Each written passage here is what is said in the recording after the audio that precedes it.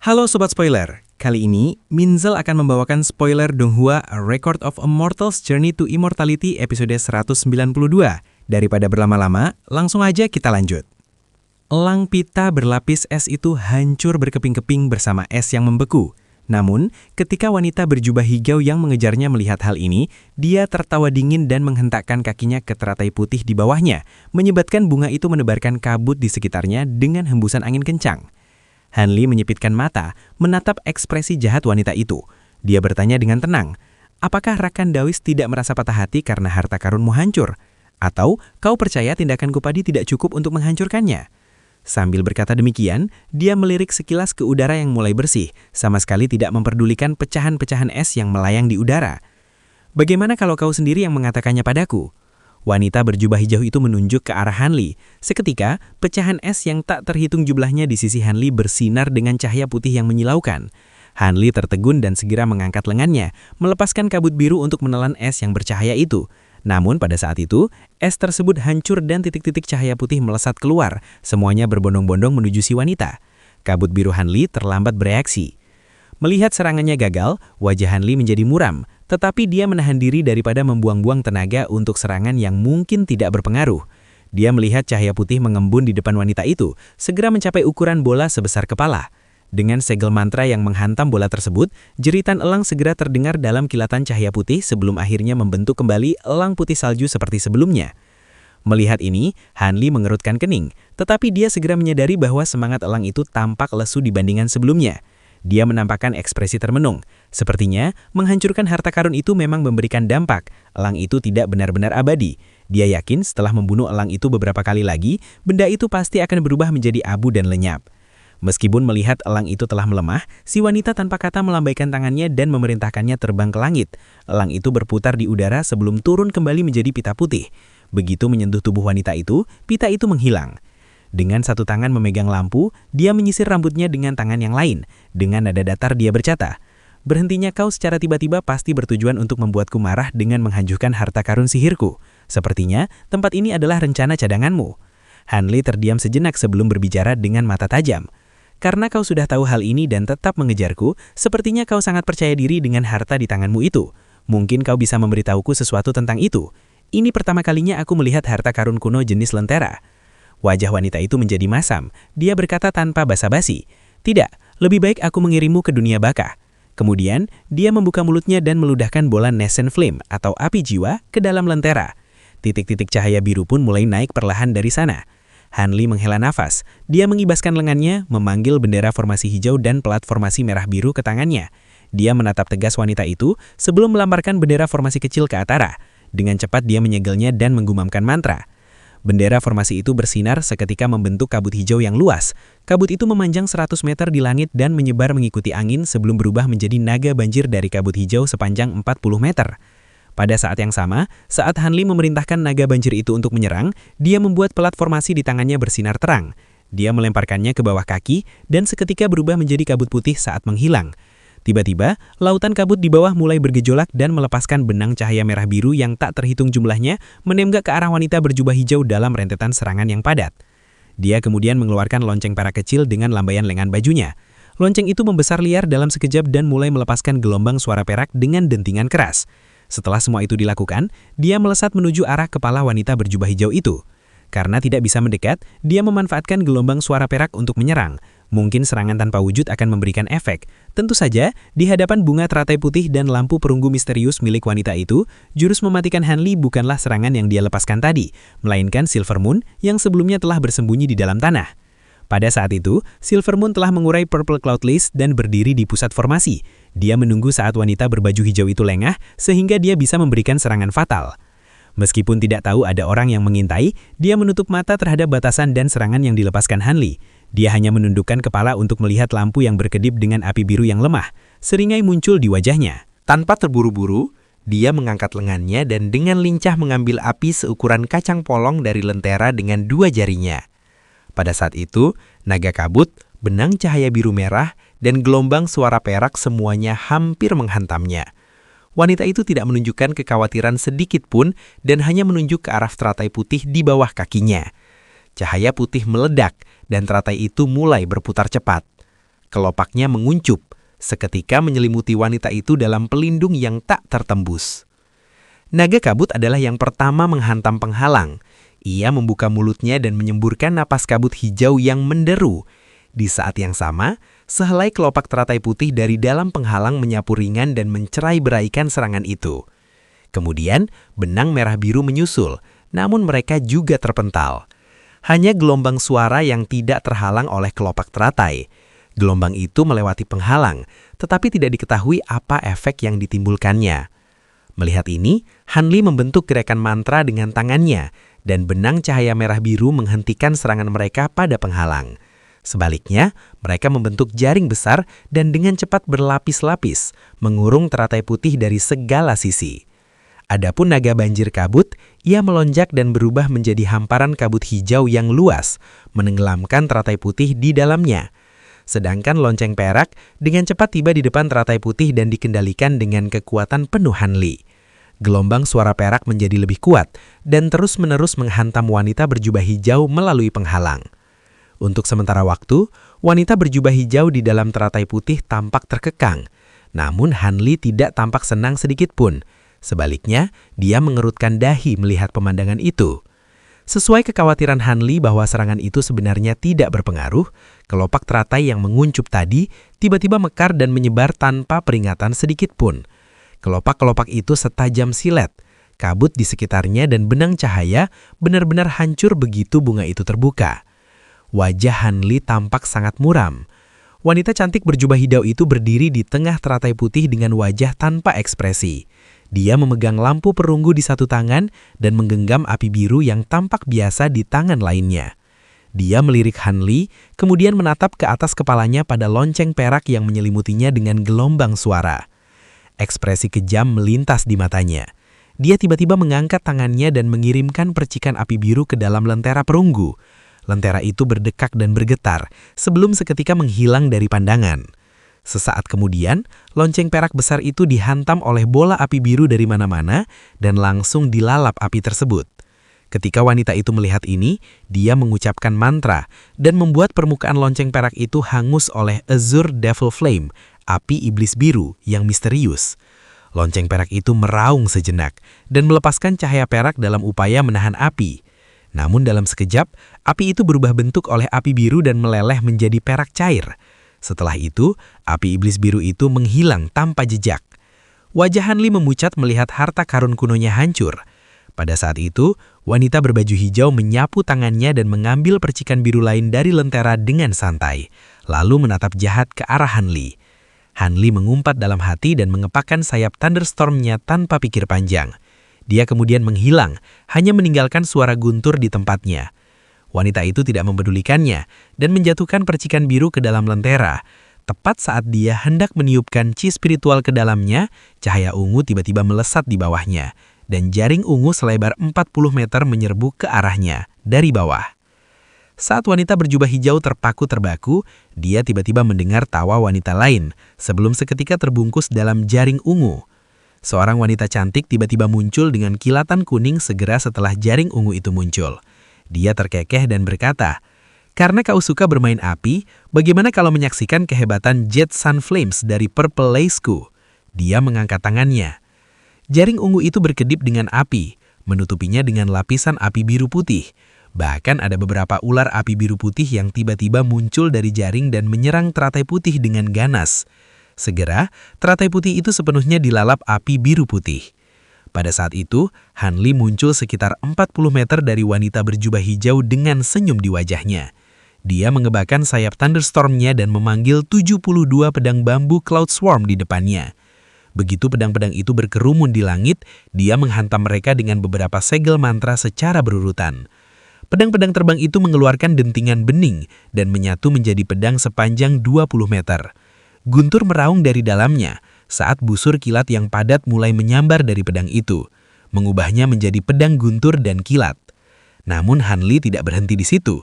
Dia menarik nafas dalam dan meludahkan seutas Celestial Ice Flame ke dalam pedang itu, menambahkan lapisan api biru redup pada permukaannya. Han Li menuju ke arah pedang itu dengan binar es di matanya. Pedang itu bergetar sebelum menebas langsung ke arah teratai putih. Pada saat itu, wanita berjubah hijau akhirnya menyadari apa yang terjadi. Dalam kepanikan yang marah, dia melemparkan percikan biru ke arah kepalanya. Segera setelah percikan api biru itu lepas dari tangan wanita berjubah hijau, benda itu bersinar dengan cahaya biru yang menyilaukan. Setelah itu, api tersebut mulai berputar di atas kepalanya dan menciptakan pemandangan yang mencengangkan. Api biru putih yang membakar bagian luar teratai putih segera diambil alih oleh percikan api lentera tersebut dan diserap dengan cepat. Setelah Jet Sun Flames, api matahari giok terserap bersih, percikan api yang melayang di atas kepalanya berhenti dan hanya bersinar sedikit lebih terang. Wanita berjubah hijau itu kemudian menunjuk ke arah percikan api tersebut dan memerintahkannya melesat ke arah Silver Moon. Silver Moon sangat terkejut dan tanpa pikir panjang langsung menunjuk ke arah Purple Cloud Lace. Tiba-tiba, jaring ungu itu bersinar terang dan sebagian darinya bergerak ke depan untuk melindunginya. Pada saat yang sama, keranjang bunga kuno muncul di tangannya. Kemudian, pedang biru raksasa yang menderu dengan guntur tiba di atas wanita itu, segera menebas ke bawah di bawah perintah Hanli. Tentu saja, Silver Moon melakukan serangan gabungan pada saat itu. Dia membiarkan keranjang bunga menyelimuti tubuhnya sebagai kabut putih dan menangkupkan tangannya dalam gerakan mantra, membuka lubang besar di penghalang teratai putih dalam kilatan cahaya ungu yang tiba-tiba. Setelah menyaksikan tekanan yang luar biasa dari pedang raksasa tersebut, ekspresi wanita itu berubah waspada, menunjukkan raut serius untuk pertama kalinya dalam pertemuan ini. Setelah ragu sejenak, dia menghentikan serangannya pada Silver Moon dan memusatkan seluruh kekuatan spiritual tubuhnya ke dalam teratai putih di bawahnya. Dalam sekejap, kelopak teratai putih di sekelilingnya bertambah jumlahnya beberapa kali lipat dan bayangan-bayangan teratai mulai melipat di sekelilingnya dalam penghalang yang rapat. Pada saat itu, dia tiba-tiba menunjuk ke arah percikan api lentera dan membuatnya kembali terbang di atas kepalanya. Setelah itu, wanita tersebut mengangkat lentera tembaga di tangannya dan mengayunkannya. Serangkaian bayangan api biru muncul bersama dengan dua percikan api tambahan. Kedua percikan api itu kemudian terbang ke arah kepala wanita itu dan menyatu dengan percikan api biru yang asli menjadi bola api biru seukuran kepalan tangan. Pada saat itu, pedang raksasa menghantam penghalang kelopak teratai. Gemuruh guntur dan ledakan besar terdengar saat cahaya putih, kilat emas, dan api biru saling melilit. Meskipun puluhan kelopak teratai itu cukup luar biasa, Divine Devil Bane Lightning dan Celestial Ice Flames juga merupakan kekuatan yang tidak boleh disepelekan. Meskipun masing-masing mungkin tidak mampu mengatasi bayangan teratai, tetapi ketika digabungkan ke dalam pedang besar, kekuatan gabungan dari 72 pedang bambu Cloud Swarm akhirnya berhasil menghancurkan bayangan teratai tersebut meskipun mereka telah berusaha keras untuk bertahan dan memudar menjadi bintik-bintik cahaya bintang. Tanpa hambatan, pedang besar itu terus turun hanya untuk dihadang dengan santai oleh bola api biru. Ekspresi Hanli berubah serius melihat pemandangan itu. Meskipun dia merasakan ketakutan terhadap api biru yang aneh ini, dia cukup tertarik untuk mengukur kekuatan Celestial Ice Flame terhadap api lentera tersebut. Benturan antara pedang besar dan bola api biru itu benar-benar sunyi. Baik itu kilat emas maupun api es, keduanya langsung ditelan oleh api biru. Api itu kemudian mulai melahap pedang besar itu. Pedang bambu Cloud Swarm adalah harta karun sihir terikat jiwa dengan Hanli, jadi wajar baginya untuk merasakannya dengan sangat dekat. Pada saat api biru sepenuhnya menyelimuti pedang besar itu, dia merasakan pikirannya bergetar dan rasa sakit yang tak tertahankan dan panas yang membakar menyerangnya. Suhu tubuhnya menaik secara tiba-tiba, dia hampir bisa merasakan darahnya mendidih. Dalam kepanikan besar, Hanli langsung membentuk segel mantra dan menunjuk ke arah pedang tersebut. Begitu dilakukan, pedang itu berkedip liar dan berubah kembali menjadi banyak pedang kecil sebelum berpencar. Dia awalnya percaya bahwa ini akan membebaskannya dari api aneh itu, tetapi ketika dia melihat apa yang terjadi, ekspresinya berubah drastis. Semua pedang terbangnya secara bersamaan tertutup oleh api biru yang menyala-nyala. Ekspresi Hanli goyah saat merasakan kondisi tubuhnya memburuk, keringat mulai mengucur deras dari tubuhnya. Dia menggertakkan gigi karena terkejut dan cepat melakukan beberapa segel tangan, memerintahkan puluhan untayan indera spiritual yang mengendalikan pedang untuk terbang ke langit. Kemudian dalam upaya untuk meloloskan diri dari api, mereka mulai berputar dengan liar. Setelah melihat lonceng perak sebelumnya meleleh menjadi cairan perak, dia tumbuh lebih takut jika harta karun sihir terikat jiwanya hancur. Jika ini terjadi, vitalitas dan indera spiritualnya akan mengalami penurunan drastis. Pada saat itu, bayangan teratai yang hancur telah diganti saat lebih banyak teratai muncul dari bawahnya untuk menutup celah. Wanita itu kemudian melirik dingin ke arah pedang terbang Hanli yang terbungkus api. Wanita itu mencibir saat melihat pedang-pedang itu berterbangan dalam upaya untuk memadamkan api. Namun, dia tidak terburu-buru untuk bertindak. Dia hanya menunggu harta karun sihir Hanli hancur. agar kultivasinya rusak parah. Beberapa saat kemudian, seringai wanita itu membeku, segera digantikan oleh rasa heran. Lampu perunggu di tangannya bukanlah alat sihir biasa. Sebenarnya, itu bahkan bukan miliknya. Itu adalah salah satu dari 2 harta warisan yang diturunkan oleh suku Maulan. Sagele ini mampu memperoleh harta ini bukan hanya karena kultivasinya yang mendalam, tetapi juga karena dia adalah prajurit perapal mantra wanita paling kuat di Maulan. Yang terpenting, dia adalah satu-satunya wanita yang memegang pangkat serupa dengan Saintess Tianlan dari suku Soring dan menerima banyak penghargaan di antara perapal mantra tingkat tinggi lainnya. Bahkan 3 sage ilahi Maulan pun harus memperlakukannya dengan hormat. Semenjak dia memperoleh harta karun kuno ini, dia hanya menggunakan lentera itu beberapa kali karena batasan dan keunikannya. Ketika harta itu mencapai jumlah penggunaan maksimum, harta itu akan segera ditarik dan diberikan kepada tuan berikutnya yang cocok. Harta ini dijaga dengan kepentingan besar di antara kaum Maulan. Namun kegunaan paling penting untuk lentera perunggu itu bukanlah untuk pertempuran, melainkan ia memiliki kegunaan khusus dan sangat penting. Tentu saja, harta ini jelas sangat kuat dalam pertempuran dan telah digunakan oleh para tuannya untuk membantai banyak musuh tangguh dan menghancurkan harta karun yang tak terhitung jumlahnya. Baik itu harta kuno atau harta sihir, apinya tidak mungkin bisa dipadamkan begitu mereka tertutup. Harta beratribut kayu sangat rentan terhadap api ini dan akan hancur dalam sekejap. Tetapi meskipun set pedang Hanli jelas merupakan harta sihir atribut kayu, mereka telah diselimuti api lentera Maulan untuk waktu yang cukup lama dan tidak menunjukkan tanda-tanda sedikit pun akan menjadi abu. Namun di saat dia sedang tertegun oleh keheranannya, cahaya ungu tiba-tiba berkilat di atas kepalanya bersamaan dengan munculnya awan ungu secara mendadak. Wanita berjubah hijau itu tertegun, dan dia mengalihkan pandangannya untuk melihat Silver Moon yang telah menggunakan kesempatan itu untuk meluncurkan pembatasan dengan Purple Cloud Lace. Kemudian dengan putaran tubuhnya, Silver Moon memenuhi udara dengan kabut merah muda yang harum, menutupi teratai putih dalam sekejap mata.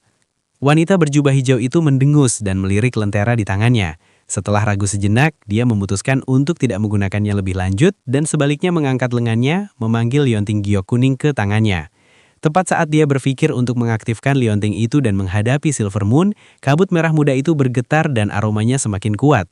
Setelah itu, pria tampan dan wanita cantik yang tak terhitung jumlahnya mulai muncul dari kabut dan saling berpelukan dengan cara yang sangat berani dan intim, menyebabkan wajah wanita berjubah hijau itu menjadi merah padam. Iblis betina, kau mencari mati. Wajahnya segera berubah pucat dan cahaya kuning bersinar dari lionting giok. Kabut kuning menyelimutinya dan membuyarkan kabut merah muda di sekitarnya. Namun Silver Moon tidak lagi terlihat. Wanita berjubah hijau itu mencebir. Namun tepat saat dia berpikir untuk mencari Silver Moon, sesuatu tiba-tiba terlintas di pikirannya dan dia buru-buru melirik ke arah Hanli. Dalam waktu singkat saat Silver Moon mengganggunya, Hanli sudah menyatukan kembali pedang terbangnya menjadi wujud besarnya dan memanggilnya kembali ke depannya. Dia saat ini sedang menatapnya dengan ekspresi serius. Wanita itu terkena gelombang keterjekutan yang lain saat melihat bahwa pedang terbang itu belum hangus, tetapi dia tidak lagi ingin terus berdiam diri. Dia segera mengangkat lentera perunggu di atasnya, tetapi tepat saat dia berpikir apakah dia harus membuang satu lagi kuota penggunaannya untuk menyerang Hanli, Hanli tiba-tiba meletakkan kedua tangannya di dadanya. Dengan satu tangan memegang kabut embun beku putih, dan tangan yang lainnya memegang api biru yang berkedip-kedip. Dia meludahkan kabut ki biru untuk menyelimuti mereka bersama. Dengan hembusan angin, api ungu seukuran elor muncul di tangannya. Dia menunjuknya dengan tangannya bebas, dan api itu tiba-tiba pecah sebelum berubah menjadi burung kecil yang berterbangan. Burung itu mengepakkan sayapnya dan menerjang ke arah pedang besar yang masih diselimuti api lentera Maulan. Dengan dentuman ringan, sebuah pemandangan aneh terjadi di depan mereka. Api ungu dan api biru berkobar di permukaan pedang besar. Kedua api itu bergoyang dan tidak ada yang mau mengalah satu sama lain, memberikan upaya maksimal untuk melahap yang lain. Untuk sementara waktu, tidak ada api yang unggul. Saat Hanli mengamati ini dengan ekspresi gugup, wanita itu tampak jauh lebih terkejut. Apa sebenarnya api ungu ini hingga tidak takut dari api dari lenteranya? Jika dia tidak melihat ini sendiri, dia tidak akan berani mempercayai. Namun wanita ini segera sadar dari keterjekutannya dan hanya merasakan keinginan yang lebih kuat untuk membunuh Hanli. Bagaimana mungkin seorang kultivator tahap Nasrensol awal bisa memiliki begitu banyak kemampuan yang menentang langit? Jika dia memasuki tahap Nasrensol tengah atau bahkan akhir, dia bisa menyapu seluruh dataran Maulan tanpa tandingan. Dengan pikiran itu, ekspresi wanita itu berubah suram dan dia melemparkan lentera ke udara. Lentera itu berhenti sekitar 3 meter di atasnya. Kemudian dia duduk soksam. Pada saat ini, wanita ini sungguh-sungguh telah membulatkan dirinya. Bahkan jika dia menghabiskan semua sisa penggunaan lentera perunggu itu, dia akan membunuh Hanli dengan kepastian penuh. Hanli juga memperhatikan tindakan wanita itu dan dia merasakan jantungnya melesat. Dia mengumpat pahit dalam pikirannya sebelum memutuskan untuk mundur. Meskipun dia masih punya perpi Apex Flames dan Blood Devil Sword, tidak ada perlunya baginya untuk mempertaruhkan segalanya dalam pertarungan ini. Wanita di depannya bukanlah kultivator tahap Nasrensol Bimah Tengah biasa. Dia sangat tidak ingin mengakhiri pertarungan ini dengan kehancuran bersama. Saat pikiran-pikiran itu bergejolak di benak Hanli, sebuah bayangan tiba-tiba muncul dalam kabut dan menerjang ke arah mereka, membuat mereka berdua sangat terkejut. Saat mereka berdua teralihkan, awan ungu terbentuk dari purple cloud lace di atas kepala wanita berjubah hijau itu dan tiba-tiba membelah melepaskan sekelebat lincah cahaya putih yang sangat cepat yang terbang menuju lentera. Kemudian dalam sekelebat cahaya putih itu, lentera itu sepenuhnya diselimuti oleh cahaya itu dan ditarik dengan paksa kembali ke arah awan ungu. Hanli merasa sangat lega melihat lentera perunggu itu berhasil direbut, sangat kontras dengan keputusasaan wanita berjubah hijau itu. Dalam sekejap, wajah wanita itu memucat dengan ekspresi panik yang luar biasa. Tak lama kemudian, dia mengangkat lengannya, menyapu kabut putih di sekelilingnya. Teratai putih di bawahnya mulai berputar dengan liar, menghasilkan bayangan teratai yang tampak sebesar gunung. Begitu cahaya putih yang menahan lentera kembali ke awan, bayangan teratai raksasa itu sudah melesat mengejarnya. Awan ungu itu kemudian berubah menjadi jaring ungu besar dan turun menyergap. Di saat berikutnya, teratai itu menghantam jaring, melepaskan pendar cahaya ungu dan putih. Kekikik manis Silver Moon segera menyusul.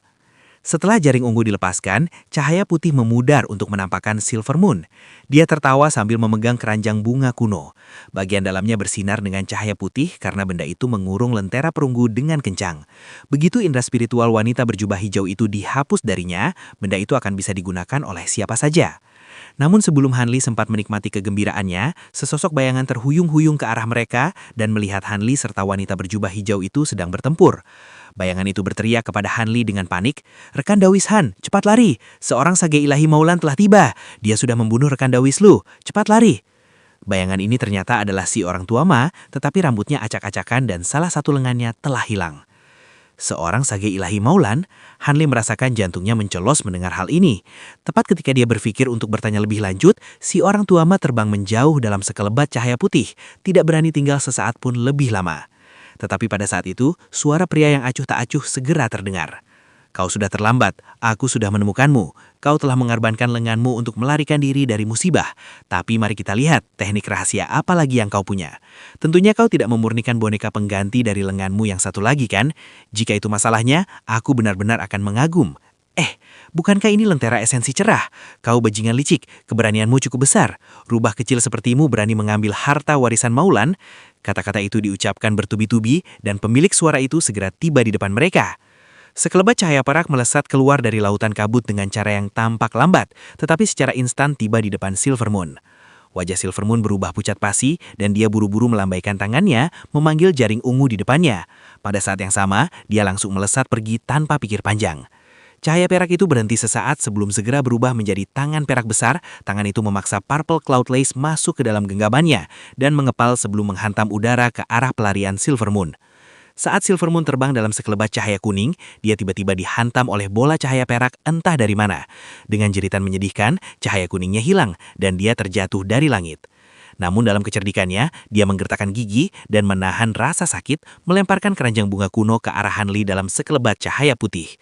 "Kau mencari mati!" Suara pria itu menjadi geram, dan dalam kelipan cahaya, tangan perak itu terbelah menjadi dua. Satu mengejar keranjang bunga, dan yang lainnya mengejar Silver Moon yang terjatuh dalam upaya untuk meremukannya.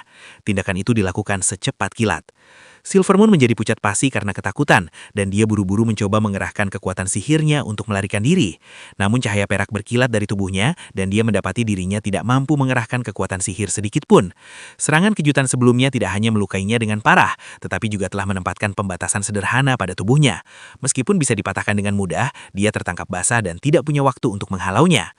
Tangan perak besar itu mendekatinya dengan momentum gunung yang runtuh, dan dia merasakan jantungnya bergetar. Dia hanya bisa memejamkan mata saat menunggu kematian. Tetapi pada saat itu, dia mendengar guntur menggelegar di belakangnya.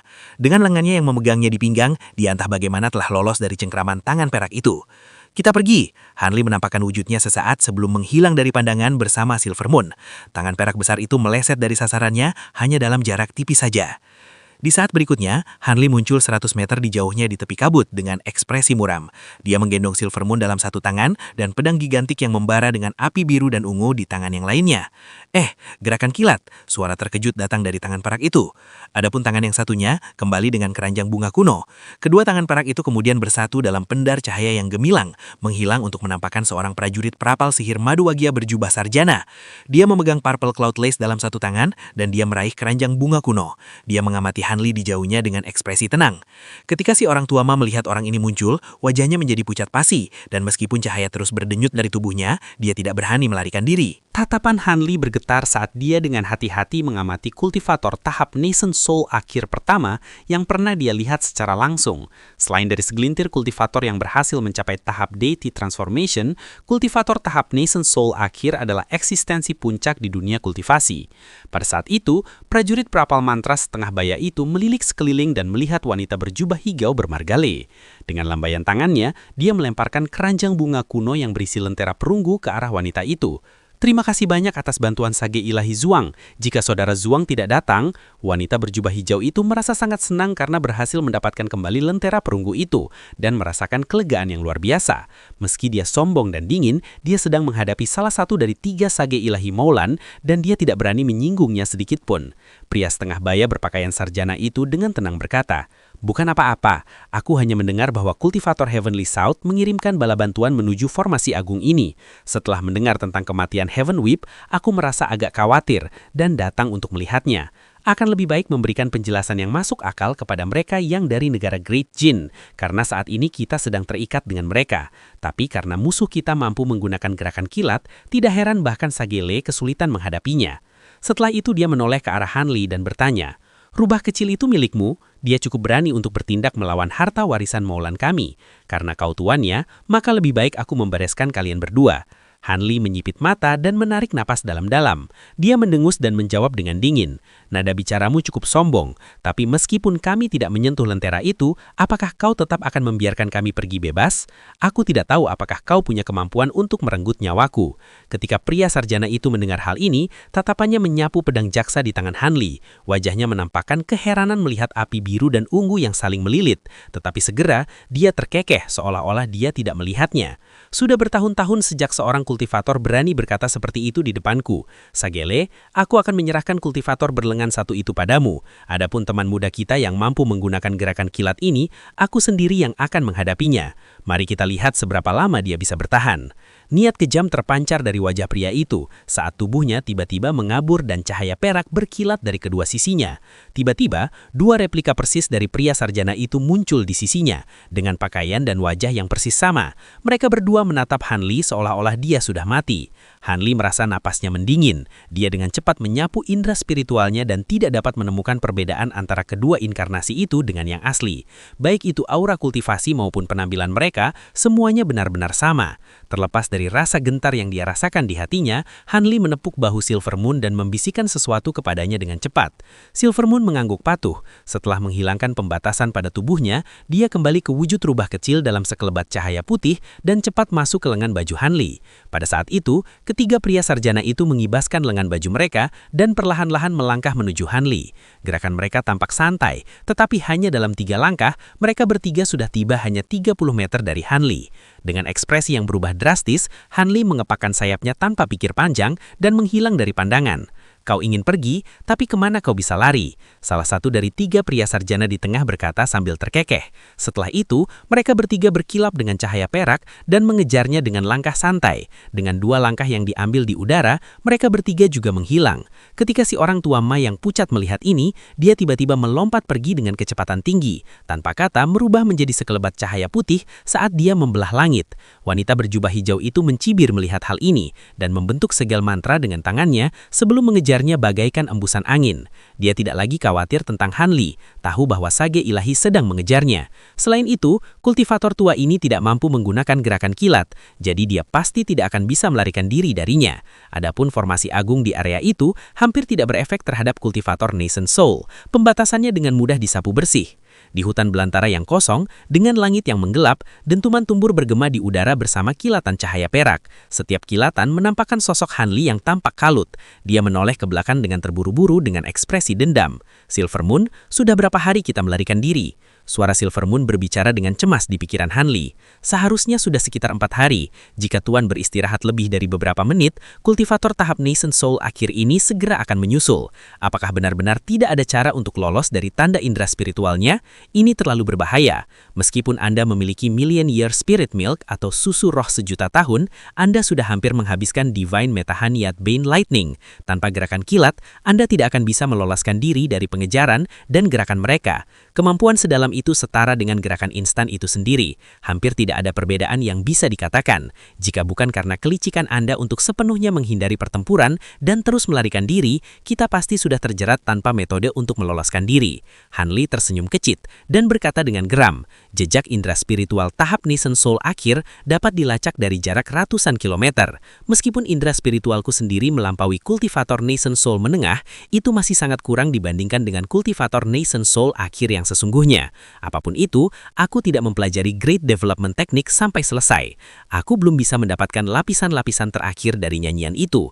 Begitu pengejaran ini berakhir, aku akan segera menuju wilayah barat jauh dan mencari lapisan terakhir dari nyanyian itu dengan pasti. Di masa lalu, aku tidak pernah mengalami masalah ini, karena indera spiritualku selalu lebih unggul dibandingkan lawan-lawanku. Tapi sekarang, tanganku terikat dan aku mendapati diriku tidak berdaya terlepas dari metode apapun yang kugunakan.